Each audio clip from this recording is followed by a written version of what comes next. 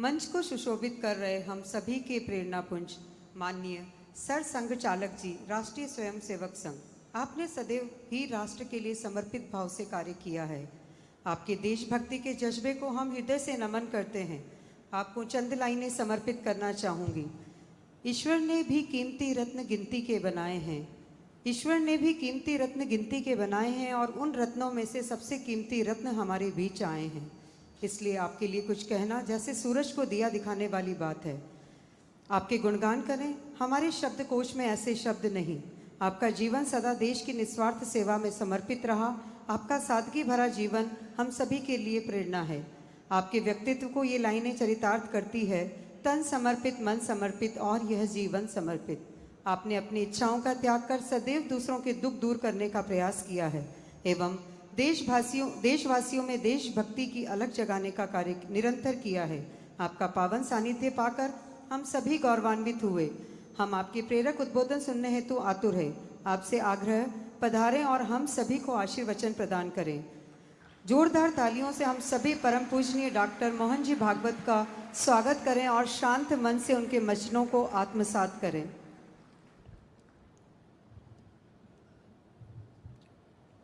आज के कार्यक्रम के अध्यक्ष और हमारे नागपुर महानगर संघ चालक आदरणीय राजेश जी लोहिया,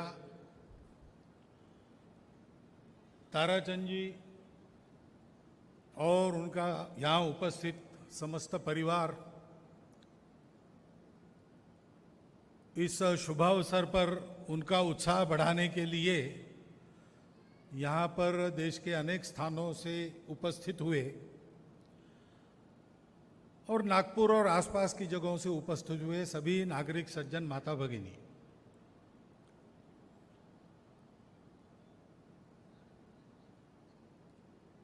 वैसे मेरा उद्योगों से कोई संबंध है नहीं, इसका कोई मैं जानकार नहीं हूं, तो देखकर सब कुछ समझ में आए ऐसी मेरी बुद्धि भी नहीं है। लेकिन 2011 में मैं इनके कोटा स्थित उद्योग में गया था और वहां कुछ समय बिताया, पूछताछ की, देखा भी। तो पहली बात ये समझ में आई कि ये अपने उत्पाद की गुणवत्ता में कोई भी कमी को स्वीकार नहीं करते। सस्ता पड़े, महंगा पड़े, बिके न बिके, जो बनेगा वो उत्कृष्ट से कम नहीं होगा। दूसरी बात ध्यान में आई कि जैसा परिवार के बारे में बताया, एकत्र परिवार है। एकत्र परिवार ये केवल फिजिकली यूनाइटेड ऐसा नहीं होता है, वो मन से भी चाहिए। उसके लिए परिवार में स्वीकृत जो मूल्यों का अधिष्ठान है वो समान चाहिए और अपने परिवार के उन्नति की जो कल्पना है वो भी समान चाहिए। ये सारी बातें इस परिवार में दिखाई देती है, लेकिन बात यहां रुकती नहीं। तो ये परिवार जिस उद्योग को चला रहा है, उस उद्योग से संबंधित छोटे से छोटे कर्मचारी से लेकर तो परिवार के मालिक तक, यानी ताराचंद जी तक, ये सब लोग भी एक परिवार के अंग है, ऐसा उनके साथ व्यवहार होता है। तो उस समय भी मैंने प्रकट रूप से इसको कहा था और इसको जारी रखने के लिए अनुरोध भी किया था। ऐसा देखने को मिलता है, इसके लिए आनंद भी व्यक्त किया था। और आज भी मैं कहता हूं कि उससे बड़ा यहां पर इन्होंने प्लांट लगाया है, ये उद्योग यहां चलेगा, तो जो कोई इस उद्योग से प्रत्यक्ष या अप्रत्यक्ष रूप से संपर्क में आए, उसको उन सब बातों की अनुभूति होनी चाहिए जो वहां मैंने पाई। क्योंकि आखिर ये हमारी जो कुटुंब की भावना है वो केवल खून के रिश्ते तक मर्यादित नहीं रहती, ब्लड रिलेशंस तक मर्यादित नहीं रहती। इसमें ही ये व्यवस्था है कि ये अपनत्व का, संबंधों का दायरा बढ़ते बढ़ते विश्व कुटुंब तक बढ़े। इतनी आत्मीयता, तादात्म्यता हो कि मैं सब में हूं, सब मुझ में है, इसकी अनुभूति इसी जीवन में प्राप्त हो। हे विश्वची माझे घर, ऐशी जयाची मती स्थिर, किंबहुना चराचर आपणची झाला, या वसुधैव कुटुंबकम। ये पंक्तियां जिस भाव को व्यक्त करती है, उस भाव में प्रत्येक मनुष्य को प्रकृति ने उसको दिया हुआ जीवन अपने मानवीय गुणों के साथ उन्नत करते करते जीते हुए इसी जीवन में प्राप्त हो, ऐसी ये जो अपनी व्यवस्था है जीवन की, उसके अनुसार सब कुछ चलना चाहिए। उसके अनुसार जब चलता है तब उसको हम कहते हैं उत्तम व्यवहार। तो तुकाराम महाराज ने कहा है, जोड़ो निया धन उत्तम व्यवहार है। उत्तम व्यवहार से जड़ धन जोड़ो। उत्तम व्यवहार यानी जितना लगाओ उससे ज्यादा पाओ। केवल इतना नहीं, ये तो है ही, धन हम लगाते हैं धन की समृद्धि के लिए, लेकिन ये व्यवहार करते करते करते ये बात है कि किसी दूसरे के व्यवहार को हमको मिटाना ना पड़े। उल्टा हमारा व्यवहार चल पड़ता है तो सबके व्यवहार चले फले फूले। इसी को तथागत ने कुशलस्य उपसंपदा ऐसा कहा है। ये जीवन का तरीका बताया है।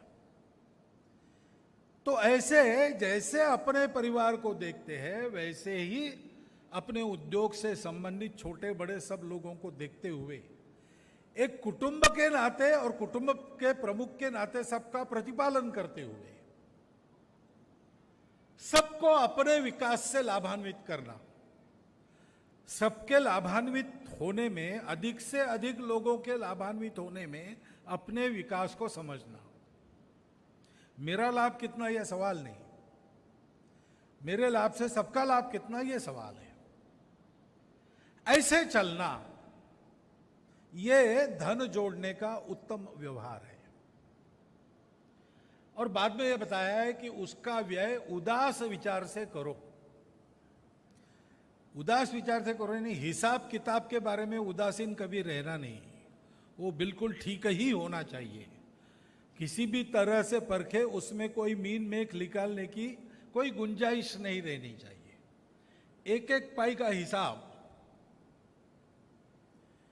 परंतु उसका जो व्यय होता है उसमें मैं और मेरा की भावना न रहे। धन हमने अर्जित किया, किसके लिए अर्जित किया? अपने लिए नहीं किया, अपनों के लिए किया। और अपने कौन?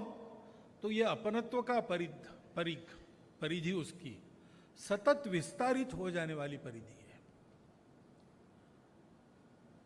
पहले बचपन में बच्चा सीखता है माँ बाप तक अपने, बाद में भाई बहन, चाचा चाची, मामा मामी सब आते हैं। बाद में वो अपने परिवार के थोड़ा बाहर निकलकर मोहल्ले से जुड़ जाता है, मोहल्ले से अपने शहर या गांव से जुड़ता है। ऐसा क्रमशः जुड़ते जुड़ते हे विश्वची माझे घर, यहां तक उसका अनवरुद्ध विकास चले, ये यात्रा सतत चलती रहे, बीच में रुके नहीं। ये हमारे जीवन की आदर्श कल्पना है। और इसलिए उदास विचार से धन का विनियोग, यानी ये धन मैंने कमाया, अपनों के लिए मैं खर्चा करता हूं। अपने कौन? जहां तक मेरी कल्पना पहुंच सकती है, जहां तक मेरी कृति पहुंच सकती है, वहां तक सब मेरे अपने हैं। इस प्रकार से इसका विनियोग, यही हमारे यहां परंपरा रही है। आज विश्व भर में भारत पर सबसे ज्यादा विश्वास क्यों है? क्योंकि भारत का शासन हो, भारत का व्यापारी हो, भारत का डॉक्टर हो, भारत का इंजीनियर हो, जहां कहीं दुनिया में उसने कुछ किया है, उसके करने में सारी दुनिया ने ये बात पाई है। बाकी सबके करने में वही कृति है, मदद की ही कृति है, लेकिन ये पाया है कि कुछ न कुछ अपने मुनाफे का हिसाब रहता है, कुछ न कुछ वापस लेने की अपेक्षा रहती है। भारत जब देता है तब सिर्फ देता है, मैंने दिया इस अहंकार को भी दे देता है। ऐसा देने वाला भारत खड़ा होना चाहिए, और देने वाला भारत खड़ा होने के लिए भारत को आत्मनिर्भर होना अत्यंत आवश्यक है, क्योंकि दे वही सकता है जिसके पास है। देते देते अगर मेरे पास का खत्म हो गया तो मेरा देना बंद हो जाएगा, फिर मुझे गीत गाना पड़ेगा, चाहता हूं देश की धरती तुझे कुछ और भी दूं। जब आएगा और तब देंगे, लेकिन तब तक तो गीत ही गाना पड़ेगा। मेरे पास होना चाहिए, सतत आना चाहिए। आना इसलिए चाहिए कि मुझे देना है, और देना मुझे क्या है? ये सब कुछ देते हुए मुझे ये स्वभाव भी देना है कि मैं देने वाला बनूं। देणाऱ्याने देत जावे, घेणाऱ्याने घेत जावे, घेणाऱ्याने घेता घेता देणाऱ्याचे हात घ्यावे। देने वाला देता जाए, लेने वाला लेता जाए, लेने वाला लेते लेते देने वाले का हाथ ले ले। इस प्रकार से पूरे भारत को विश्व को देने वाला बनाने वाली आत्मनिर्भरता अपने पास चाहिए, और ये आत्मनिर्भरता अपने पास है, बढ़ रही है। ये दिखता कहां है? ऐसे उद्योगों में दिखता है। ये मैंने वहां देखा, इसलिए जब पता चला नागपुर में आ गए, यहां कुछ करना चाहते हैं, और पता चला कि अब मुहूर्त हो गया और बन गया, अब उसका शुभारंभ करना है, आपको आना है। तो संघ के सरसंघ चालक होने का और उद्योगों का लोकार्पण या उद्घाटन करने का कोई वैसे संबंध नहीं है, काम हमारा एकदम अलग है। हाँ, ताराचंद जी हमारे बचपन से स्वयंसेवक रहे, इस आत्मीयता के रिश्ते से मैं कभी भी आ सकता हूं। उद्घाटन में ही जाना चाहिए ऐसा भी नहीं, परंतु उद्घाटन में जाना, क्यों जाना? क्योंकि ये वहां देखा है, यहां भी आज भी थोड़ी थोड़ी झलक इसी की दिख रही है। जिस प्रकार से आयोजन उन्होंने सब कार्यक्रम का किया है उससे, और ये अपेक्षा भी एक बार बता देना, क्योंकि इस परिवार से 2011 के पहले से मेरा संवाद है, तो परिवार चल रहा है। जाते जाते अभी ये आत्मीयता होती ना, विचित्र बात है। तो जानी हुई बात कोई बार बार बताता है, कोई अपना होता है, तो वो जो करने वाला है वो उसको मालूम है, वो जानता है, वो समझता है सब, उसको बताने की आवश्यकता नहीं, फिर भी बताना चाहती है आत्मीयता। जॉन केनेडी ने एक जगह अपने इसमें लिखा है कि आज भी मैं घर के बाहर निकलता हूं तो माता जी कहती है कि बेटा बाहर ठंडा है, स्वेटर पहन के जाना। अब मुझे समझ में नहीं आता मैं क्या बताऊं, तर्क से क्या बताऊं। इसका उत्तर है कि माँ, मैं अब 40 साल का हो गया हूं, बहुत दुनिया देख ली है, और अब मैं इस राष्ट्र का अध्यक्ष हूं। बाहर जाड़ा है तो स्वेटर पहनना चाहिए, ये मुझे समझ में आता है, तुमको बताने की जरूरत नहीं है। लेकिन बताए बिना माता को चैन नहीं पड़ता। ऐसे संघ की ये जो आत्मीयता है, उसमें एक स्वयंसेवक को दूसरे स्वयंसेवक को बताए बिना चैन नहीं पड़ता। वो सब समझता है, लेकिन बताना ये उस आत्मीयता के चलते हमारा कर्तव्य बनता है। वो कर्तव्य मैंने पूरा किया, बाकी यहाँ आके मुझे भाषण वगैरह करने की जरूरत नहीं थी। गोयल परिवार का फिर एक बार मिलना हो गया, और आप सबके दर्शन हो गए, और एक अच्छे उद्योग के प्रारंभ का साक्षी बनने का सौभाग्य मिला। उसके लिए फिर से ताराचंद जी को और कृतज्ञता ज्ञापन करते हुए आपने मेरे चार शब्द सुने, इसलिए कृतज्ञता पूर्वक आप सबका धन्यवाद करते हुए मैं अपना भाषण समाप्त करता हूं। बहुत बहुत धन्यवाद। आपका प्रेरणादायक पाथेय हमें मिला। ऐसा लगा जैसे आपने अपनी विलक्षण प्रतिभा से पूरी सृष्टि को समेटकर सारगर्भित शब्दों में गागर में सागर भर दिया। आपका सानिध्य पाकर हम सभी गौरवान्वित हुए। आपके अनूठे ज्ञान का सभी ने कुछ न कुछ अंश चुराया है, परंतु कहते हैं ना, ज्ञान बांटने से बढ़ता है। आपने अपना अमूल्य समय देकर हम सबका मार्ग प्रशस्त किया और नई ऊर्जा का संचार किया और हमारी संकल्प शक्ति को और प्रगाढ़ किया। बहुत बहुत धन्यवाद। आभार।